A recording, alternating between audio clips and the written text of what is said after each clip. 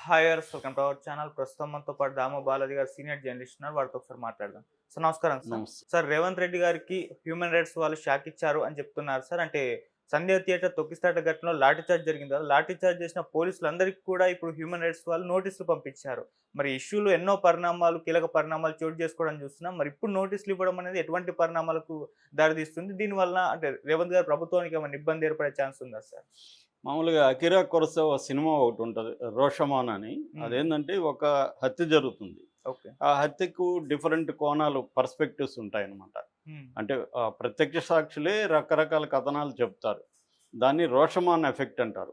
అలాగా ఇప్పుడు 'సంధ్య థియేటర్' దగ్గర జరిగిన సంఘటనకి ఎవరు బాధ్యులనే దానికి ఎవరి కథనాలు వాళ్ళకున్నాయి.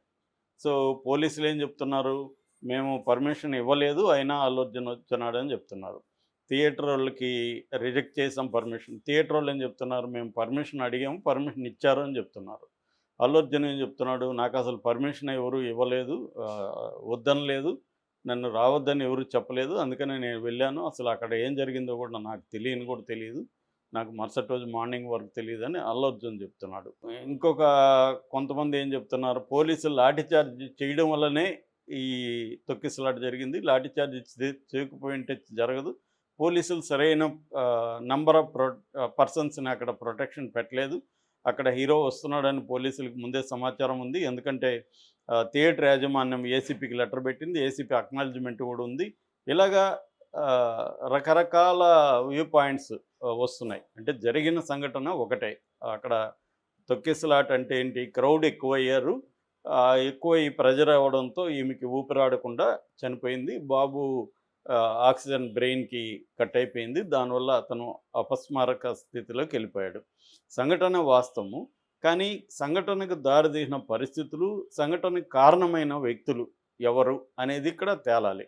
సో, ఈ యాంగిల్‌లో ఇప్పుడు పోలీసులు గానీ, రేవంత్ రెడ్డి ప్రభుత్వం గానీ, అల్లు అర్జునే దోషిగా నిరూపించడానికి, అది కూడా పబ్లిక్‌లో, కోర్ట్‌లో కాదు, నిరూపించడానికి ప్రయత్నించింది. సక్సెస్ కూడా అయింది. చాలామంది అల్లు అర్జునే దోషి అన్నట్టుగా నమ్మే పరిస్థితి ఏర్పడింది. అవును. ఈ క్రమంలో 'దిల్ రాజు' మొత్తం ఇండస్ట్రీని తీసుకెళ్ళి ఆయనకి శాలువాలు అవి కప్పించి మొత్తానికి ఆయన ఇగో సాటిస్ఫై చేసి ఆహ్, చేశారు. అది బయటికి.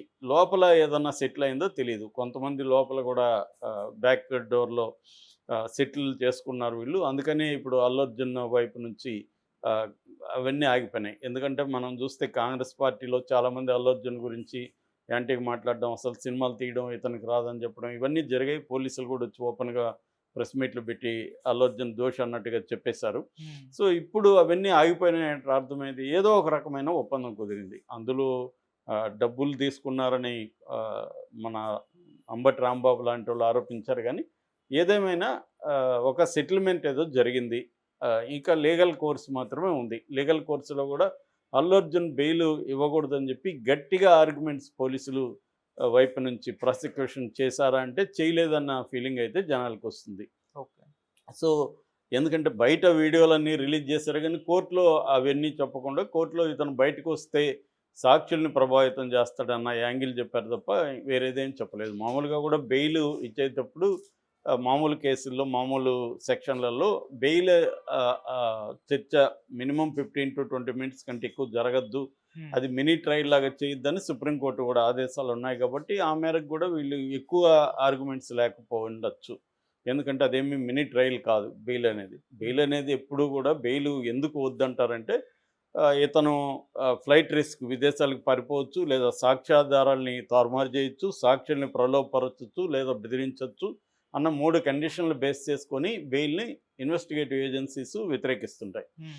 సో, ఈ క్రమంలో ఆహ్, ఒక అడ్వకేటు, రామారావు అనే అడ్వకేటు చిక్కడపల్లి పోలీస్ స్టేషన్‌లో కంప్లెయింట్ ఇచ్చాడు. ప్లస్ హ్యూమన్ రైట్స్ కమిషన్‌కి లెటర్ రాశాడు. ఏమని, ఆహ్, పోలీసులు లాఠీ చార్జ్ చేశారు.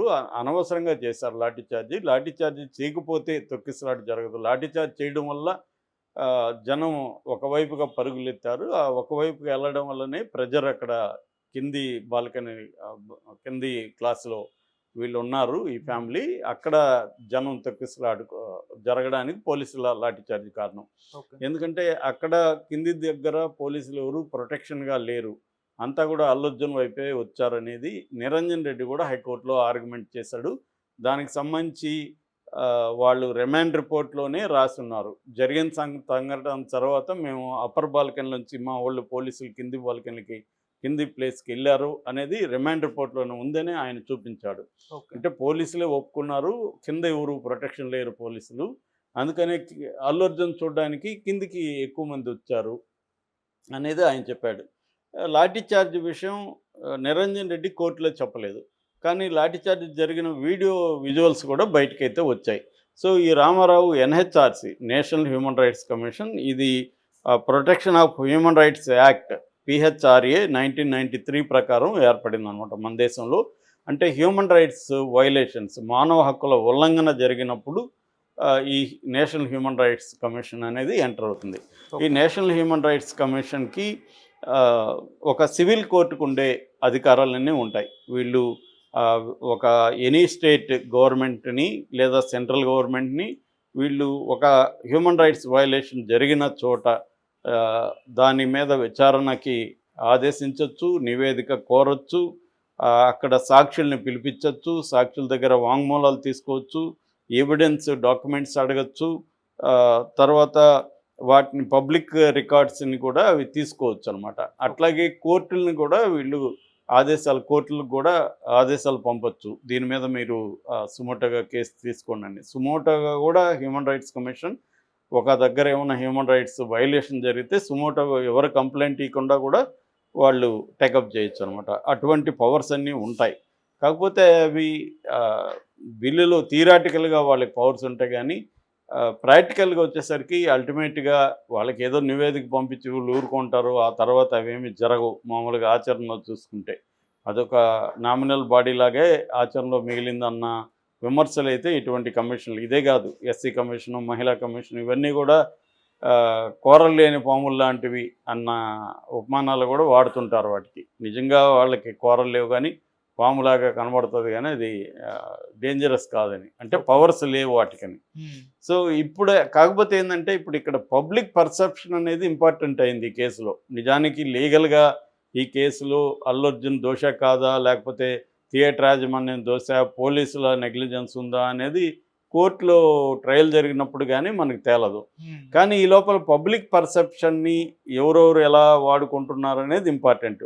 పబ్లిక్ పర్సెప్షన్ విషయంలో గవర్నమెంటు సాక్షాత్తు ముఖ్యమంత్రి అసెంబ్లీలోనే అల్లు అర్జున్ అత్యంత క్రూయల్ ఫెలో అన్నట్టుగా, అంటే చనిపోయిందని చెప్తే కూడా నాకు సంబంధం లేదు, నేను సినిమా చూసినాకనే బయటకు వస్తాను అని అన్నాడు అనేది ఆయనే చెప్పాడు ముఖ్యమంత్రి. మరి దాన్ని కోర్టులో ప్రూవ్ చేయాలి. ఆరోపణ అది ముఖ్యమంత్రి చెప్పినా ప్రధానమంత్రి చెప్పినా కూడా శిక్షలేం పడవు. వాళ్ళేమి కోర్టు కాదు, వాళ్ళు ఆరోపిస్తున్నట్టే. ఆ ఆరోపణలు అనేవి ఎక్కడ తేలాలి? కోర్టులో తేలాలి. ఎందుకంటే మనకు ఒక ప్రజాస్వామ్య సిస్టమ్ ఎవాల్వ్ అయింది. దీంట్లో మనం ఎవరైనా ఇప్పుడు నువ్వు నేరం చేసావని నమ్మితే, నేను పవర్ఫుల్ అయితే నువ్వు నేరం చేసినట్టు కాదు కదా, నేను ఆరోపిస్తున్నాను అంతే. ఆ ప్రధానమంత్రి ఒక ఆరోపణ, ఇప్పుడు రాహుల్ గాంధీ మీద ప్రధానమంత్రి ఆరోపిస్తాడు, అంతమైన ఆయన నేరం చేసినట్టు కాదు కదా. అందుకనే వ్యవస్థలు ఏంటంటే మనం కొన్ని రకాల వ్యవస్థల్ని అభివృద్ధి చేసుకున్నాం ప్రజాస్వామ్యంలో. అదేంటంటే చట్టము, న్యాయము, దాని తర్వాత వాటిని డీల్ చేసేదానికి న్యాయ వ్యవస్థ వీలైనంత నిష్పక్షకంగా పనిచేయాలి, తమ వ్యక్తిగత రాగద్వేషాలకు అతీతంగా పనిచేయాలి. ఇలాంటి సిస్టమ్స్ ఉన్నాయి. అట్లాంటప్పుడు మామూలుగా అయితే ఏం చేయాలి? రేవంత్ రెడ్డి కానీ పోలీసులు కానీ అల్లు అర్జున్ తప్పు చేశాడని కోర్టులో నిరూపించాలి. కానీ వాళ్ళు ఆ పని చేయకుండా పబ్లిక్ దీంట్లోకి వచ్చేసి, పబ్లిక్ డొమైన్లోకి వచ్చేసి పబ్లిక్లో అల్లు అర్జున్ దోషాన్ని నిరూపించడానికి ట్రై చేశారు. దాన్ని అందిపించుకొని చాలామంది అల్లు అర్జున్ ఇంకా ఎక్స్ట్రీమ్కి వెళ్ళిపోయారు. నేను ఆ మధ్య మన రాధాకృష్ణ కొత్త పలుకును కూడా విశ్లేషించాను. అల్లు అర్జున్ అతన్ని పేరు మర్చిపోవడమే అల్లు అర్జున్ చేసిన నేరంలాగా. పేరు ఎవరైనా మర్చిపోతారు, ఎగ్జైట్మెంట్ ఉంటుంది. మన క్లోజ్ ఫ్రెండ్ పేర్లు కూడా మనం ఒక్కోసారి మర్చిపోతుంటాం. ఒక్కొక్కసారి మెమరీ అనేది ట్రిక్కీ థింగ్. అతను ఏం కావాలని అవమానించాలని మర్చిపోయాడు కదా, అతను మర్చిపోయాడు. సో మర్చిపోతే వీడికి గుర్తు చేయాలన్నట్టుగా ఈయన చేస్తారా? అది రేవంత్ రెడ్డిని కూడా అవమానపరిచినట్టే ఆయన రాసింది. అలాగే చాలామంది పేరు మర్చిపోవడం వల్లనే ఇది చేశాడని, ఇది నిజానికి సిల్లీ థింగ్. ఒక ముఖ్యమంత్రి స్థాయిలో ఉండే వాళ్ళు అలా తీసుకోరు. కాకపోతే ముఖ్యమంత్రికి సినిమా ఇండస్ట్రీ మీద ఓవరాల్ కోపం ఉందంటే ఆయనకు ఉంది. ఎందుకంటే వ్యక్తిగతంగా ఆయన ప్రమాణ స్వీకారం చేసిన తర్వాత ఎవరు వెళ్ళి ఒక బాడీ వెళ్ళి అప్రిషియేట్ చేయలేదు. తర్వాత ఈయన ప్రభుత్వం నుంచి కొన్ని ప్రకటించినా కూడా వాళ్ళ స్పందన లేదు. ఇలాంటి వాటికి ఉంది. కానీ ఇప్పుడు ఏంటంటే పోలీసులు తప్పు చేశారా లేదా అనేది తేలదు. ఎందుకంటే పోలీసులు తప్పు చేసినట్టు ఎవరైనా మాట్లాడితే వాళ్ళు తాట తీస్తామని కూడా పోలీసులు బెదిరించడం మనం చూసాం. వేరే వీడియోలు పెట్టకూడదు. ఇప్పుడు పోలీసులు ఒక వీడియో రిలీజ్ చేసినప్పుడు దానికి కౌంటర్గా ఇంకొక వీడియో రిలీజ్ చేసే హక్కు లేదా డెమోక్రసీలో? అట్లాంటప్పుడు పోలీసులు కూడా రిలీజ్ చేయకూడదు కదా వీడియో. మీరు కోర్టులో పెట్టుకోండి, మాకెందుకు రిలీజ్ చేస్తున్నారు, మమ్మల్ని ఎందుకు జడ్జి చేయమని చెప్తున్నారు? కాబట్టి ఇక్కడ పోలీసులకి రైట్ ఉంటే సామాన్య పౌరుడికి కూడా రైట్ ఉంటుంది. తను కూడా ఒక వీడియో రిలీజ్ చేయొచ్చు ఇదే జరిగిందని. ఆ రైట్ లేదని చెప్పే హక్కు లేదు. కానీ వాళ్ళు బెదిరించే స్థాయిలో మనం చూస్తున్నాం. ఇవన్నీ ఏంటంటే ప్రజాస్వామిక వ్యవస్థలు అన్నింటినీ కూడా ధ్వంసం చేసుకుంటూ వెళ్ళే ఒక ప్రక్రియ గత కొంతకాలంగా ఇండియాలో జరుగుతుంది. ఈ క్రమంలో ఇప్పుడు హ్యూమన్ రైట్స్ కమిషన్ ఎంటర్ అయ్యి డీజీపీ జితేందర్ని ఆదేశించింది. నిజంగా లాఠీచార్జీ జరిగిందా అని వల్లనే తొక్కిసలాట జరిగిందా నివేదికని. ఆటోమేటిక్గా డీజీపీ ఏమి నివేదిక ఇస్తాడు? పోలీసులు తప్పులేదని నివేదిక ఇస్తాడు హ్యూమన్ రైట్స్ కమిషన్. ఇచ్చినప్పుడు మరి హ్యూమన్ రైట్స్ కమిషన్ ఏం చేస్తుంది? ఇండిపెండెంట్గా చేయాల. ఇండిపెండెంట్గా చేస్తుందా లేదా అంటే డౌటే. ఇండిపెండెంట్గా చేయకపోతే ఇప్పుడు ఎవరి మీద నీ మీద ఆరోపించిన వస్తే మీ ఇంట్లో మీ ఫాదర్నో మీ బ్రదర్నో నీ మీద విచారం చేసి పంపించమంటే ఎలా ఉంటుంది? అలాగే పోలీసుల మీద వచ్చినప్పుడు ఆ పోలీస్ అధికారి దగ్గరే విచారిస్తే వాళ్ళు ఎందుకు నిష్పక్షపాతంగా చేస్తారు? ఇక్కడే ప్రాబ్లం ఉంది. వాళ్ళు ఏదో మొక్కుబడిగా నివేదిక అడిగినట్టుగా మనకు అనిపిస్తుంది. ఎందుకంటే నేను అనేక విషయాల్లో చూశాను. ఫైనల్గా ఏం జరగకపోవచ్చు కానీ కాకపోతే పబ్లిక్ పర్సెప్షన్లో ఇది ఇష్యూ ఇప్పుడు బయటకు వచ్చింది. అంటే లాఠీచార్జ్ జరగడం వల్లే తొక్కిసలాట జరిగింది అన్న ఒక వెర్షను హ్యూమన్ రైట్స్ కమిషనే చెప్తుంది. అంటే జరిగిందా లేదా అని నిర్ధారించట్లేదు, జరిగిందా లేదా మీరు తేల్చండి అని చెప్తుంది. సో ఈ టాపిక్ అయితే బయటకు వచ్చింది దీనివల్ల. అది దీనివల్ల జరిగే ప్రయోజనం. Okay sir, thank you so much.